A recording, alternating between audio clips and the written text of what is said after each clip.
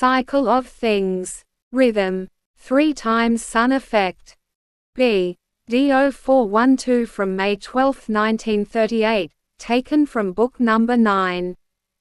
One of the peculiarities of the day is also the eventful and extensive and extremely regulated effects of the natural forces on both humans and the animal world.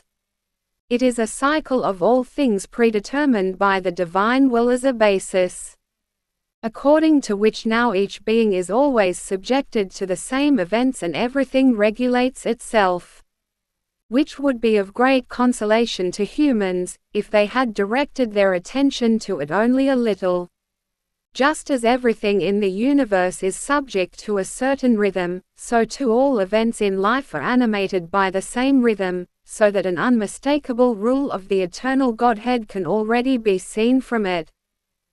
Although you follow all your actions of your own free will, a certain regularity can always be recognized, and always repeats the same thing at certain intervals, quite obviously and sometimes also hidden, but clearly visible to the person thinking about it. Whether on a small or large scale, everything is based on the divine order, therefore it is natural that the eternal Godhead knows about the smallest world events and that every event is necessary for the development of the whole. If man would regard the whole natural life in this sense, then he could not at all avoid to take note of the all-directing and wise ruling deity, because no earthly ruler, however wise, can influence a natural event. This is the sole responsibility of the ruler of the universe, who from eternal times has given his laws to nature and all that arises in it. The sun's effect is different 3 times a day. In the morning, at noon and in the evening.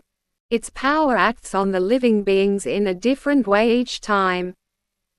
In the morning, it practically awakens everything that sleeps.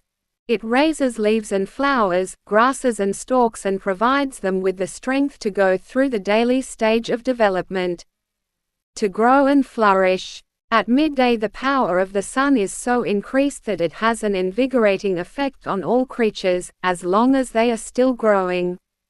It then drives everything to the highest activity and thus in turn promotes the development of all living beings on earth.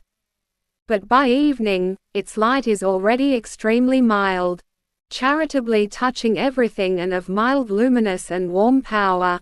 And yet even this slow decline of their activity is wisely arranged to prevent the transition from the heat of the day to the coolness of the night from being felt so suddenly by all that lives on earth. Likewise man must move in his so ordered cycle of all things, directed according to God's wisdom and will, and these regular repetitions of all events are the pointers to the rule of the eternal Godhead and an indication that man is therefore an inserted link in the chain that is passed through all eternities, forged by the Divine Master himself. Amen.